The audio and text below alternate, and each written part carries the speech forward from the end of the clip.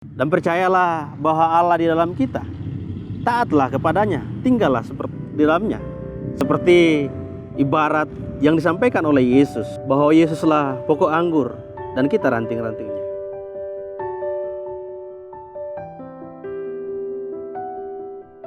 Shalom Bapak Ibu saudara-saudara yang kekasih di dalam Tuhan, bersama dalam program BIA Berbagi Inspirasi Alkitab. Tema kita hari ini, Allah di dalam kita. Saudara-saudara yang kekasih di dalam Tuhan, Allah adalah kasih. Allah yang lebih dahulu mengasihi kita, dan Ia cinta dengan kita. Puncak dari kasihnya ialah Ia mengutus anaknya yang tunggal untuk mendamaikan dosa manusia. Dan inilah kasih yang luar biasa yang kita dapatkan dalam kehidupan ini. Saudara-saudara yang kekasih di dalam Tuhan, tidak hanya Ia mendamaikan antara Allah dengan manusia, tetapi ada keakraban yang terjadi di antara manusia dengan Allah. Dan itu dapat kita lihat dalam dua tokoh pembacaan kita. Yang pertama, pemazmur. Ia menyadari bahwa pentingnya keakraban yang terjadi dalam kehidupan ini. Yang kedua ialah Filipus, di mana ia mengerti tentang kehendak Tuhan, perintah Tuhan, dan taat kepadanya. Sehingga ia kemudian menyampaikan pesan Tuhan kepada sida-sida di Ethiopia. Saudara-saudara yang kekasih dalam Tuhan, tokoh kita dalam pembacaan ini mengajak kita untuk menadani bahwa pentingnya keakraban kepada Tuhan. Saudara-saudara yang kekasih di dalam Tuhan, hari ini kita memperingati Hari Pendidikan Nasional.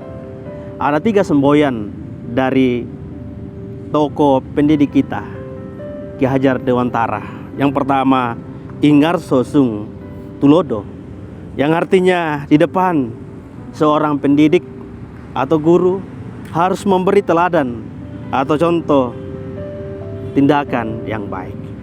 Yang kedua semboyan ialah Ingmado Mangun Karso, yang artinya di tengah atau di antara murid, guru harus menciptakan prakarsa dan ide. Dan yang ketiga ialah yang sering kita dengarkan, Tuturi Tandayani, yang artinya dari belakang seorang guru harus memberikan dorongan dan arahan. Saudara-saudara yang kekasih di dalam Tuhan, mari kita menciptakan relasi yang baik dengan sesama kita.